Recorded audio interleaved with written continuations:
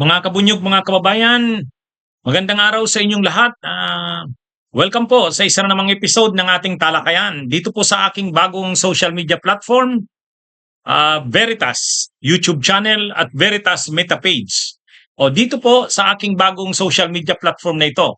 Kung bago lang po kayo dito, mag-subscribe na po kayo sa Veritas YouTube channel at mag-follow na po kayo sa Veritas Meta or Facebook page. Dito po, pumipili ako ng isang piling-piling topic at dinidiscuss ko ito ng komprehensibo, malaliman, para mas malaman ng ating mga kababayan ang katotohanan. Dahil naniniwala po tayo, ang katotohanan o ang veritas ang magpapalaya sa ating bayan. So ito mga kabunyog, ang topic natin ngayon, maraming nagtatanong nito. Maaresto kaya si Bato kung magtago ito sa Senado? Yun. Yan, pag-usapan natin yan, no? Mga kabunyog, mga kababayan. Kasi hindi talaga malayo yan. Dalawa lang naman ang pagpipilian ni Bato. Actually, tatlo pala. Ang una, sumurinder na kaagad. Sumurinder na. Pangalawang pwede niyang gawin, magtago siya. Ang pagtago niya, dalawa. Pwedeng magtago sa loob ng premises ng Senado o kaya magtago siya sa kung saan. Katulad ni Bantag, nagtago kung saan. O kaya, sabi nga ni former Secretary Ronald Llamas, lumabas pupunta ng China. Yan yung mga options. Yan mga options ni Bato. Pero yung pag-usapan natin, kung halimbawang si Bato ay magtago sa Senado, pwede ba siyang maaresto doon? Actually, sinagot na yan ni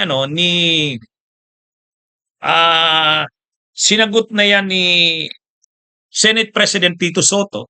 Sabi ni Senate President Tito Soto, hindi niya papayagan na arestuhin si Bato sa loob ng Senado. Ayan, malinaw. Ganun ang statement ni Senate President Tito Soto. Pinag-usapan na daw nila yan ng ilang mga official ng Senado at yan din yung sinasabi ni Senador Ping Lacson at ng iba pang senador. Hindi nila papayagan na arestuhin si Bato sa loob ng Senado. Lalo na kung may sesyon ito. Ngayon, tama ba ang ganyang stand ni Senate President Soto or nila Senate President Pro Tempore Ping Lacson? Actually, ang reason nila, bakit sinasabi nilang hindi nila papayagang arestuhin si Bato? Dahil nakakahiya sa dignidad ng Senado. Yung kortesiya sa Senado. Kumbaga mababastos ang Senado kapag inaresto mo ang isang miyembro nito habang lalo na't nagsesesyon ang Senado. So kumbaga, ang pakiusap ni Senate President Soto, wag namang arestuhin sa loob ng Senado. Kumbaga, mababastos naman masyado ang Senado. Kaya yun ang reason. Dignidad ng Senado ang pinoprotektahan ni Senate President Soto, nila Ping Lacson at ang iba pang mga senador. Kaya nila sinasabi ang ganun. Si Bato, kaya naman yan magtatago sa Senado kasi nagsabi na nga si Senate President Soto na hindi hahayaan na siya'y maaresto sa loob ng Senado. Kaya habang nasa sesyon ito. Kaya posibleng option talaga yan ni Bato na magtago sa loob ng Senado. Kaya lang, ano ang problema dito? Ang problema dito, ilalagay sa alanganin ni Bato ang Senado kapag nagtago siya doon. Actually, marami ng mga senador ang nagkaroon din ng mga kaso. Hindi naman nila pinilit na magtago sa loob ng Senado. Si Senadora Leila de Lima, noong lumabas na yung warrant of arrest sa kanya sa gawa-gawang mga kaso ni Duterte, masama man sa loob, masakit man sa loob ni Leila de Lima, hindi niya na pinahirapan ang Senado. Hindi niya na pinahirapan. Lumabas na siya sa Senado, cooperate na siya. Sumama na siya sa CIDG. Yan yung sinasabi rin nila Attorney Chrissy Conte kay Bato. Mag-cooperate na lang ito. Kumbaga, kilalanin na nito, mag-cooperate na ito, sumurinder na ito. Huwag niya nang pahirapan ang Senado. Yan yung ina-advise kay Bato nila Attorney Chrissy Conte at ng iba pa na para hindi na magkaroon ng mga kaguluhan. Kaya lang, ang sinasabi naman ni Senate President Soto, kung mag-seek ng sanctuary, magtago si Bato sa Senado at humingi siya ng tulong sa mga kapwa niya senador, hindi naman daw ito pababayaan ng mga senador. Hindi naman nila mapapayagan na arestuhin si Bato sa loob ng Senado. Yan yung commitment naman ni Senate President Soto. Kahit ng iba pang mga senador. Siyempre, kahit naman nasa minorya si Bato de la Rosa, kahit naman wala yan sa mayorya, oposisyon yan, pero inaano rin nila ito. Kumbaga, gusto rin nila itong protektahan na wag namang arestuhin na parang mababastos na ang Senado.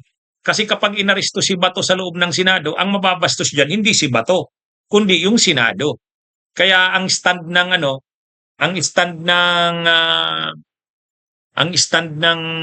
nila Senate President Soto, wag namang arestuhin. Pero kung nasa labas na daw ng premises ng Senado, wala na silang control diyan. Wala na silang control diyan. Kumbaga, yun lang naman ang pakiusap ni Senate President Soto. Anyway, sa parte naman ng Malacanang, tinanong ang Malacanang sa pamamagitan ng spokesperson na si Yussi Claire Castro. Anong masasabi ng Malacanang sa issue ni Bato? Pwede ba itong arestuhin? Pwede ba itong arestuhin ng kahit na nasa loob ng Senado? Actually, ang sagot ni Yussi Claire Castro diyan naka-based sa konstitusyon. Ano ba ang nakalagay sa konstitusyon? Ang nakalagay sa konstitusyon, ang mga miyembro ng Kongreso, ibig sabihin House of Representatives o Senado, mga senador, mga kongresista, may immunity sila from arrest. Hindi sila pwedeng arestuhin. Hindi sila pwedeng arestuhin. Immunity from arrest. Pero ang immunity nila from arrest, limited lang. Limited lang. Hindi yan tulad ng president na immune from suit, immune din from arrest. Kumbaga, hindi pwedeng kasuhan, hindi rin pwedeng arestuhin. Pero ang mga members ng Congress, ng House of Representatives o ng Senate, immune sila from arrest. May immunity sila sa aresto pero limited lang. Ano yung limited lang? 1, kapag ang kasong kinakaharap nila ay below 6 years, hindi sila pwedeng arestuhin. Kumbaga, magaan lang na kaso. Below 6 years ang kaso nila. Mga ordinaryong lang yan, mga paglabag sa batas. Kumbaga, wag naman silang arestuhin sa panahon na may session. Tapos ang kaso lang naman nila magaan lang, below 6 years. Pero kung ang kaso nila ay may parusang lampas sa 6 years, 6 years pataas, mabigat na kaso na yan. Hindi na pwede silang hindi arestuhin. Hindi na sila pwedeng arestuhin. Sabi nga ni Yussi Claire Castro, kahit pa may session ang Senado, kahit pa may session ang Senado, kasi kung magtatago siya sa loob ng Senado, paano kung magtatago siya? Tapos ang kaso niya mabigat. Ang penalty o ang pagkakakulong ay more than 6 years. Para lang hindi mo siya maaresto, magtatago siya sa Senado. Hindi.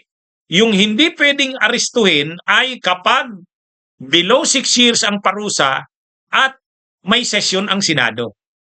Pero kung more than 6 years ang parusa sa kasong kinakaharap ng isang senador at may warrant of arrest siya, kahit may session, tama, si Yussi Claire Castro, kahit may session, hindi pwede siyang magtago sa Senado.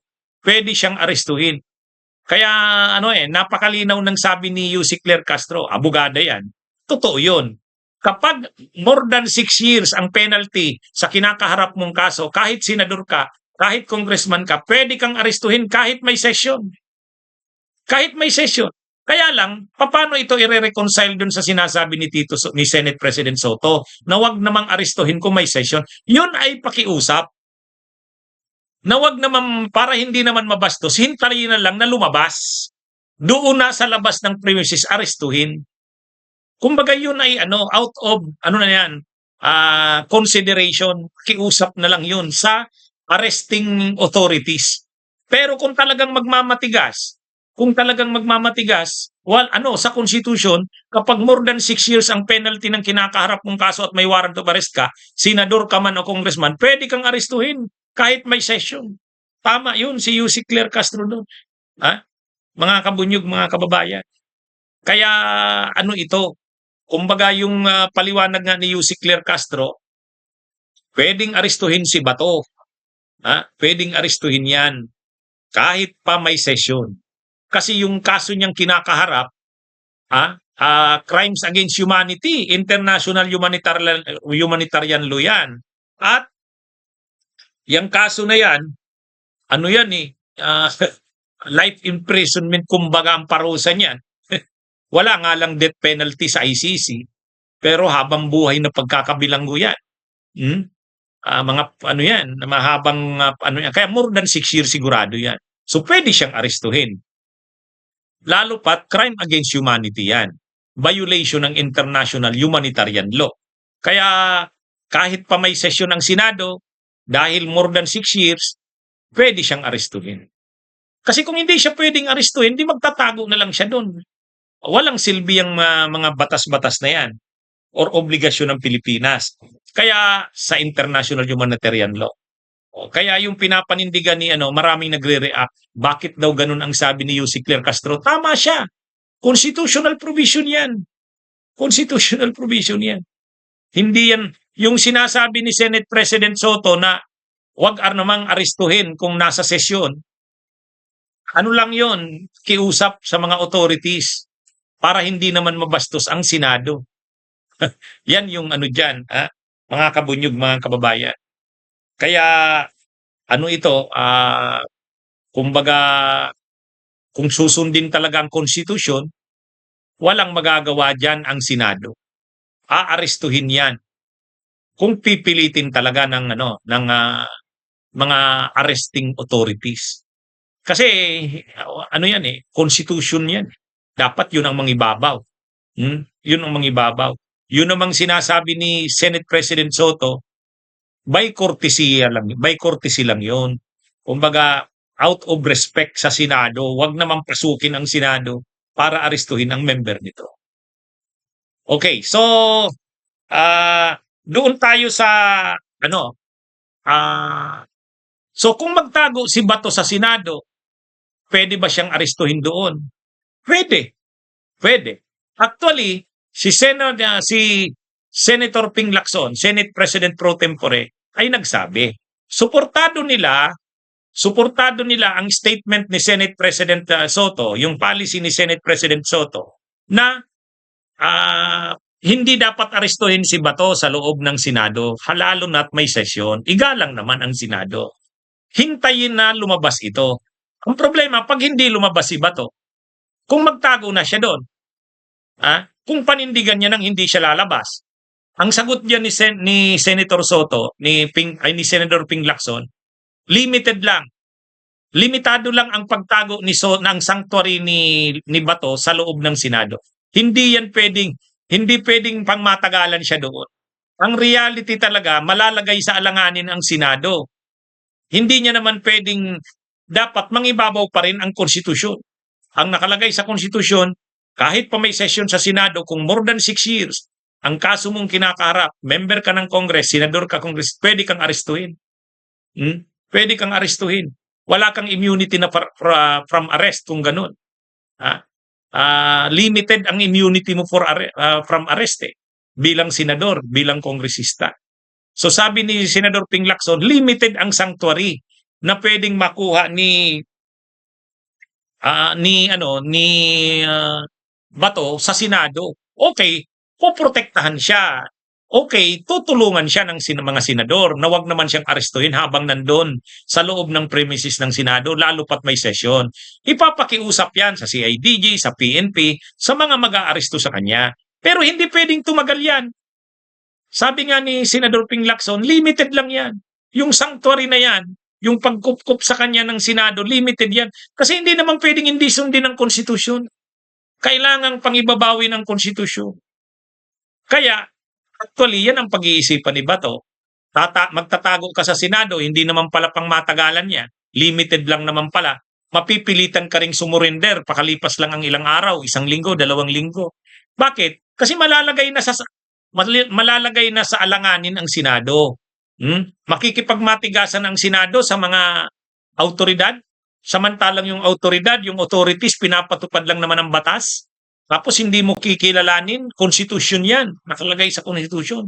Actually, pwede nga nilang lusubin ang Senado kahit nagtatago ka doon. Kaya lang, ayaw naman gawin yan ng mga autoridad. So ano na lang ang gagawin? Para hindi malagay sa alanganin, lumabas na lang dapat si Bato, magpa-aresto na siya. Yan ang ginawa nila Laila de Lima. Ang tanong, kaya ba yan ni Bato, yung ginawa ni Laila de Lima? Kasi si Laila de Lima, ayaw niya namang ilagay sa alanganin yung mga kasamahan niyang senador. Ayaw niya namang ilagay sa kahihiyan ang Senado. So ang ginawa ni Laila de Lima, nakiusap na, hintayin na lang siya, lalabas na siya. Lumabas na siya, nagpa-aresto na siya. O si Bato, gagawin niya ba yan? Ah, parang ngayon pa nga lang, hindi na nagpapakita si Bato, nagtatago na eh. Wala sa session ngayon si Bato. Kaya actually, alam ni Bato na hindi siya titigilan yan. Sinabi na ng DOJ, sabi ng Department of Justice, i-implement nila ang obligasyon sa ilalim ng international obligation natin. Sa Interpol, magko-cooperate tayo kapag hiniling ng ICC ang tulong ng Interpol. Hindi natin pwedeng baliwalian yan. Sinabi na yan ng DOJ. So alam na yan ni Bato. Ngayon pa, kinumpirma na ni Ombudsman Boying Rimulya na mayroon na siyang hawak ng unofficial copy. Hindi pa official yon, pero kumpirmado, mayroon na talagang warrant of arrest. So siguro alam na yan ni Bato, so hindi na siya nag-attend sa session ngayon. Hindi na siya umattend sa session ngayon. Pwedeng magtago na talaga yan, or pwedeng pumunta nga ng China, wala pa naman siyang whole departure order. Sabi ni former Secretary Ronald Llamas. Kasi kahit kasi magtago siya sa loob ng Senado, yun na nga, hindi naman tatagal. Hindi tatagal. Hindi siya kayang protektahan. Sinabi na yan nila Ping Lacson. Hindi siya kayang protektahan indefinitely. Hanggat gusto niya. Hanggat gusto nila, hindi. Limited lang ang panahon na kaya siyang kupupin ng Senado. Yung sanctuary na kayang i-provide, limited lang. So kung limited lang, bakit ka magtatago pa sa Senado? Wala naman pala. So kung magtatago siya, hindi sa Senado. Yan yung malinaw dyan. Kasi, totoo, susuportahan siya nila Senate President Soto, nila Ping Lacson, pero limited. Kasi, hindi pwedeng makipagmatigasan ang Senado sa mga autoridad na naggumagampan lang ng kanilang trabaho. Yun naman yung sasabihin niya ng ng mga CIDG, PNP o ng mga inatasang mag-aresto sa kanya. Ginagawa lang naman namin ang trabaho namin. Makikipagmatigasan ba ang Senado? Nasaan na ngayon ang rule of law kung hindi susunod ang Senado doon? Kaya sabi nga ni Senador Ping Lacson, tinatawagan niya si Bato para makapag-advise dito kung anong dapat gawin. Hindi daw siya sinasagot. Tapos hindi pa nagpakita ngayon si Bato. Hindi nagpakita ngayon si Bato sa Senado. Wala sa sesyon. Kaya yan, mga kabunyog, mga kababayan. Anyway, ito ang ating talakayan dito sa Veritas tungkol sa tanong na maaresto kaya si Bato kung magtago ito sa Senado. Medyo comprehensive yung discussion natin sa tanong na ito. Magandang araw sa inyong lahat. Mabuhay po.